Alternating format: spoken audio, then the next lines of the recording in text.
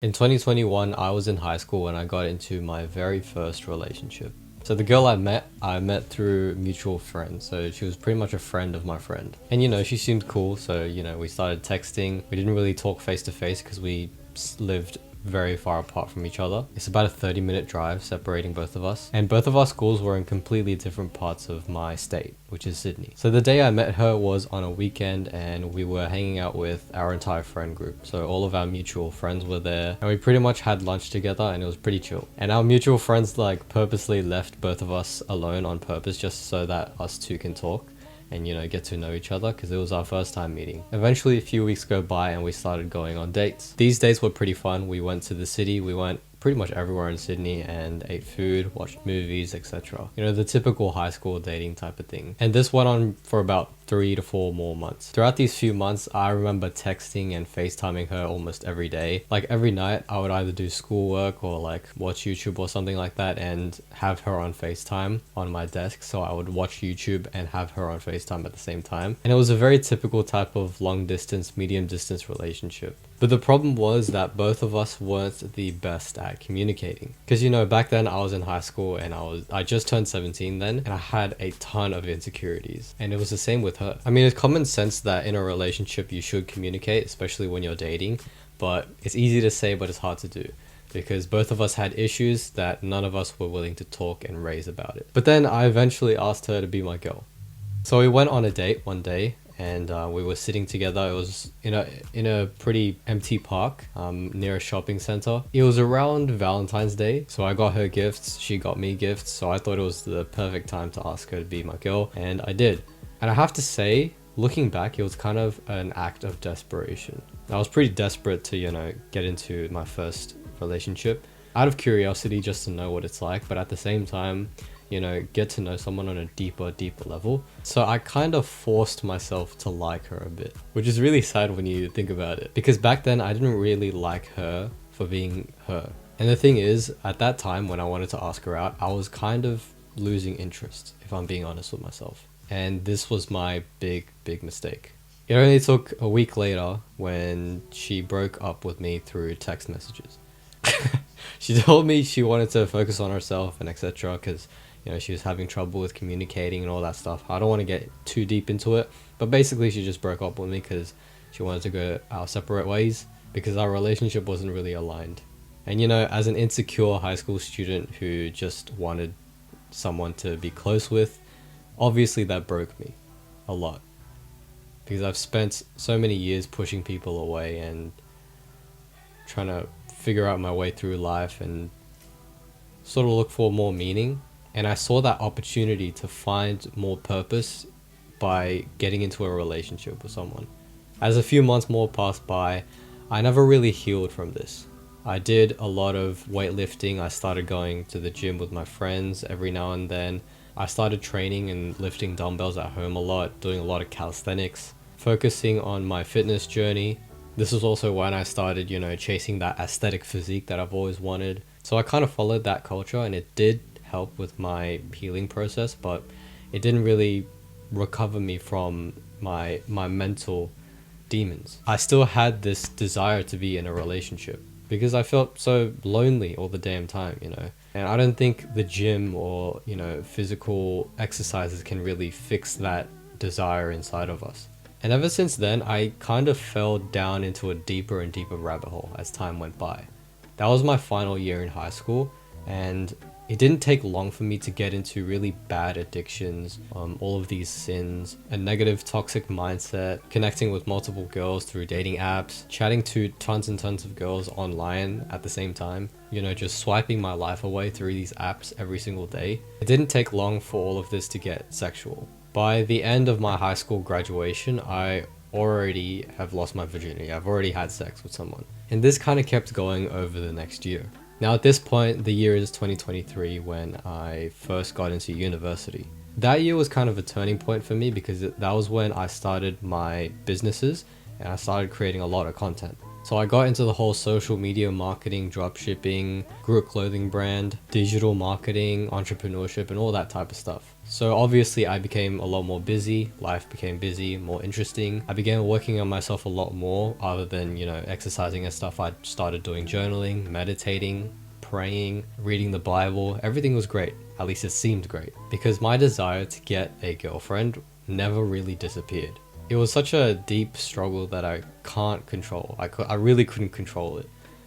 As much as I wanted to like dampen it down and hide it from everyone, even myself, and just try to ignore it, every time I go out, every time I socialize with my friends, I've always felt like this empty void inside of me that yearns for a deeper connection.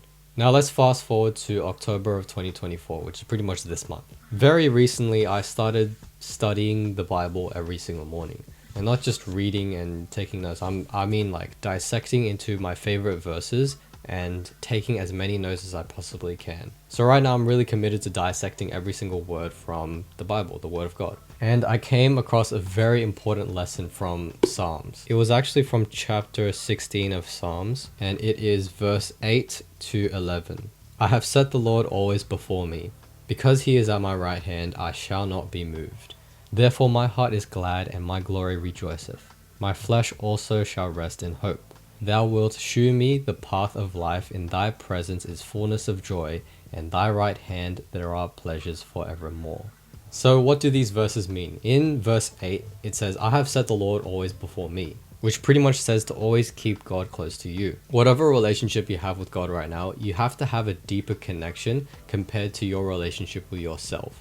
And verse 9 pretty much says, if your spirit is in peace, therefore your heart and your body will be rested too. And verse 11 is actually the most important one. Thou wilt shew me the path of life. God pretty much reveals the plan of life for us. Not the path of sin, like lust, sex, dating apps, even a girlfriend or toxic relationship, desperation. But the real pleasure is actually taking God's right hand. It's just like when we give gifts and presents and compliments or advice to our closest people, our family or friends. And it's also just like when Jesus first entered into heaven, he took God's right hand. That is pretty much the ultimate pleasure.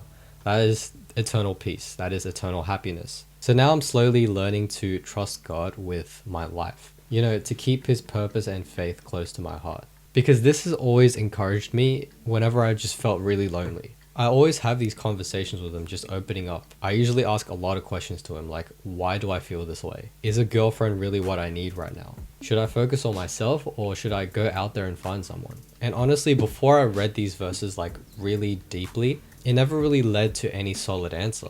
These conversations that I have with God, it was just a back and forth between my head and, this delusion that I was talking to him. And I think it's because I didn't trust him enough. I didn't trust him as much as I could.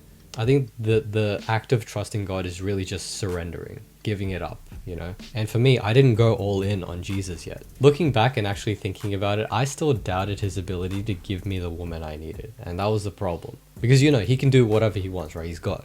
It's crazy to say, but it's true. He has the power to do that. He has the power to give anyone what they want. For example, the woman of your dreams. So I kept asking for these answers and trying to figure out these solutions by having conversations with him so that I can pretty much do something about it and take action, because that's who I am. I like to take action. But sometimes the answer itself is to just leave all of the work for God to do.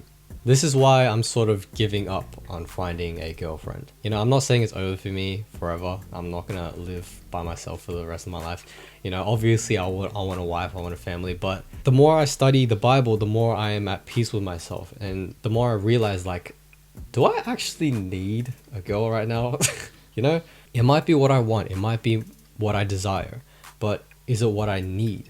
Because those are two different things, desires and needs. Because sometimes our needs are not what we want. Our needs might be uncomfortable.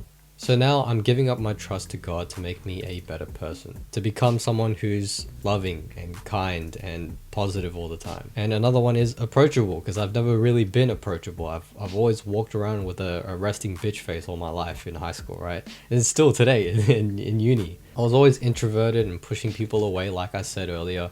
And I just want to change, and I think the best way to change is to just ask God for permission. And that's exactly why a girlfriend might not be what God wants for me. right now, and for you as well right now. And to be honest, yes, it is still hard for me to control this desire to, socialize with women because, I love women. Women are great. I go out and socialize. I look at all these women and be like, man, am I really missing out? Should I actually like go up to someone today? Should I approach someone, cold approach someone in uni, in the library or something? And I feel like sometimes I don't feel like it. Sometimes I do. And it's really a battle between my desires and God's plan, which is very complicated, but day by day I'm just, reading the Bible and learning more of God's infinite wisdom. And I feel like this is the answer. Not in here. Not in here. In here. And every day I kind of realize more and more that it's not up to me.